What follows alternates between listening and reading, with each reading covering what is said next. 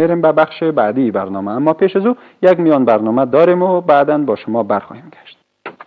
در این برنامه برای شما گزارشی داریم از اینکه بعد از اینکه کمیسیون مستقل اصلاحات اداری و خدمات ملکی افغانستان به منظور اصلاحات در ادارات ملکی افغانستان ایجاد و تأسیس شد، چه تغییرات را تانسته در ادارات دولتی به وجود بیاره. این برنامه را در وزارت معارف و در دفتر ثبت و راجستر این وزارت ثبت کردیم. گزارش است، با هم یک جا می‌بینیم و قسمت اخیری برنامه است. امیدوارم برای شما جالب باشه. دفتر ثبت و راجستریشن چون از نامش واید است، یک دفتر ثبت و راجستر پرسنل وزارت معارف است. تمامی پرسنل وزارت معارف در ولسوالی ها، ولایات و قریجات که ما پرسنل خود داریم، بس معلمین، مامورین، کارمندان اداری و تکنیکی در یک سیستم واحد دیجیتال یا کامپیوترایز ثبت شدن. برای تمام پرسنل خود از سیستم که ما داریم حسابات بانکی با بانک هایی که در منطقه موجود هستند، حسابات بانکی برای اخذ معاشاتشان ایجاد شده. برای تمام پرسنل خود حسابات بانکی افتتاح گردیده و در تقریبا 70,000 پرسنل خود را در آنجایی که سهولیات بانکی موجود است، ما معاشات ایشان را از طریق بانک با وقت معین برایشان پرداخت میکنیم و فعلا هم پروسه مجریان داره در تمام ولایت. کسایی که از یک جای به جای دیگه تبدیل میشن توسط همو حسابات مشخصی که یا دارن، نمبرهای مشخصی که دارن به نام اپن نمبر دارن و میتونیم که از یک ولایت به دیگه ولایت تبدیل میشن. لازم نیست تا که ما تمام معلومات یک استاد ببریم و او را از یک جای به دیگه تبدیل کنیم، چون در سیستم موجود است. فقط از یک مکتب به دیگه مکتب، از یک ولسوالی به دیگه ولسوالی، از یک ولایت به دیگه ولایت ما میتونیم که تبدیل نماییم. سیستم سابق به شکلی بود تا که تمام پرسنل، چون زیادترین پرسنل دولت جمهوری اسلامی افغانستان در وزارت معارف هستند، کارمندان اداریشان و یک سیستم واحد جداگانه بر از یا بکار بود تا او جور شود.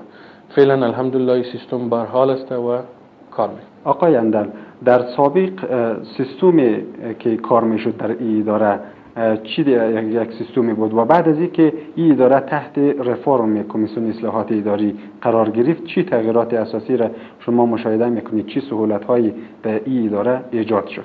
سابق شکلی بود که مثلا تمام اولا به شکل بگوییم که شکل حساب مالی شونه. ما سیستم استحقاق هایی که داشتیم بسیار با مصارف گزاف، استحقاق های مکاتب باز به ولسوالی، باز به ولایت ترتیب میشد و میامد به مرکز تا که وجور میشد، انتقال معاشات از صورت میگرفت.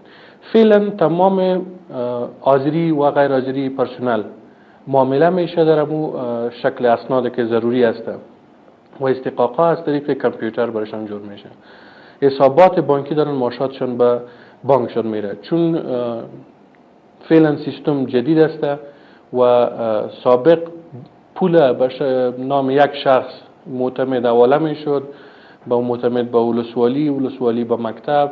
همچنان بسیار مشکلات داشتن که مثلا به حساب معتمدی و پیسه های دیگه چیز رو اخذ میشد. فعلا تمام پول که است یا معاش که است به خود شخص میره به شکل دیجیتال. سابق سیستمی که بود مثلا یک نفر از یک جای تبدیل میشد به دیگه جای، تمام اوراق و اسناد و فرمایشان معلم نمیشد و چون در وزارت معارف 216,000 پرسنل به حال ما داریم، پرسنل ما که بودن اولا امی لیست هایشان معلوم نبود. یک استاد از یک جای به دیگه جای تبدیل میشد، معلوم نبودن، در دیتا اپدیت نمیشد، همیشه به لیستی که موجود پیش ما می بود نمیتونست که مو زود برسه. فعلا وقتی که از یک جای به جای دیگه تبدیل میشه، در عین وقت معلوم میشه که فلانی استاد از فلانی جای تبدیل شد یا استاد نو مقرر شد و امو تعداد ما را مشخص می‌زدن. سابق بسیار مشکلات وزارت معارف همراه وزارت محترم مالیه داشتن، چرا که تعداد پرسنل یک چیز می بود، دوجه دیگه چیز نشان میداد، در کمیسیون اصلاحات اداری دیگه چیزا را نشان میداد، در خود وزارت هماهنگی نبود. مثلا در یک ریاست ما پرسنلش یک چیز نشان میداد و فعلا شکر الحمدلله تمام پرسنل ما طبق امو سیستمی که ثبت شدن و مشخص هستن معلوم میشه که کسی هست نیست موجود هستند، منفک شدن، مقرر شدن، مکمل در یک روز به شما معلومات دادن.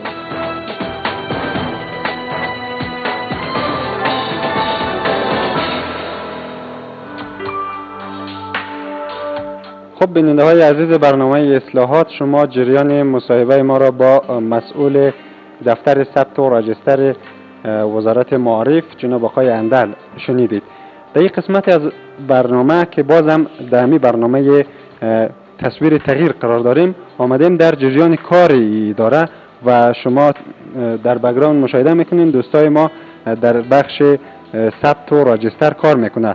خوبه که با یکی از این دوستا هم مصاحبه بکنیم و از جریان کار از نزدیک با اونا مصاحبه کنیم و پرسان کنیم که بیشتر چی کارایی میکنه و در کارشان چی تو یک تغییری نسبت به سابق آمده. ما در این اداره که آمدیم تنها چیز را مشاهده نکردیم، چیز تکراری که او عبارت از همون ورق‌ها و دوسیه‌های بسیار زیاد بود. شما مشاهده میکنین که همه از دوستای ما با سیستم‌های کامپیوتری مجهز هستند و از این وسیله مدرن استفاده میکنه. میریم با یک از این دوستا مصاحبه میکنیم، امیدوارم که با ما باشین. و برادر که رو بروش اینا رو انتخاب میکنیم. سلام خدمت شما. خوب هستین برادر محترم؟ سلامت؟ صحت شما خوب؟ خواهش میکنم راحت باشین. اول معرفی کنین خدا برای بیننده‌های عزیز. اسم محمد تمیم ستاری، مسئول معاشات و راجستریشن معارف شهر کابل. تمیم جان، حال فعلا مصروف چی کار هستین و بیشتر کارهای شما چی است؟ چی کارا رو میکنین؟ چی خدمات را عرضه میکنین برای هموطنان عزیز؟ ما فعلا که شما مشاهده میکنین همکارای ما هر یکی از اینا مسئولین معاشات حوزه‌های تعلیمی هستند. هر کدامشون یکی از حوزه‌های تعلیمی را هم ثبت و راجستر و هم حساب سیستم جدید معاشاتشانه. اینا این فعلا در حالت انتر کردن هم استحقاق‌های معاشات به سیستم جدید یا به سیستم کامپیوتری هستند.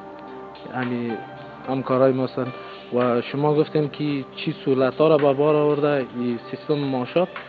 سیستم معاشات ما چون قبلا سیستم شکلی بود که سیستم قبلی که معتمدین می آوردن استحقاق و استحقاق اینجا کنترل میشد و باز بعض پروسیجر بسیار طویل داشت. حال فعلا فقط استحقاق ما بر معتمد میتیم، معتمد استحقاق میبرن مکتب استحقاق خانه پوری میشه، دوباره میارن اینجا کامپیوتری و کنترل میره به مالیه، از مالیه ماشون چک میه و چک ما انتقال میتیم و پس دوباره یک سافت کاپی داریم رایی میکنیم به مالیه و از مالیه انتقال میشه به افغانستان بانک، از افغانستان بانک به کابل بانک. بله بسیار خوب. پس به حساب هم از اتلاف وقت جلوگیری میشه و هم از کاغذ پرانی و هم از بعض اگر بگیم براتون قبلا چون استاد موجود نبود بعض اختلاسات صورت میگرفت. استاد موجودیت خود استاد نبود اما مدیر مکتب یک یا مدیر یا کارمندای می کسایی که بودن معاش معلم فقط در حاضری هم امضایش میشد و در استحقاق معاش هم امضایش میشد و معاش از اون برام خود مدیر و یا چند نفر که امراش بودن امرای اونا تقسیمات میشد. فعلا این سیستم که ما جور کردیم تا خود استاد موجود نباشه قطعا هیچ کس نمیتونه که از اکانت تو پیسه برداشت کنه. با موجودیت خود استاد میتونه که معاش خود هر ماه با وقت معینش معاش خود چیز کنه دیگه.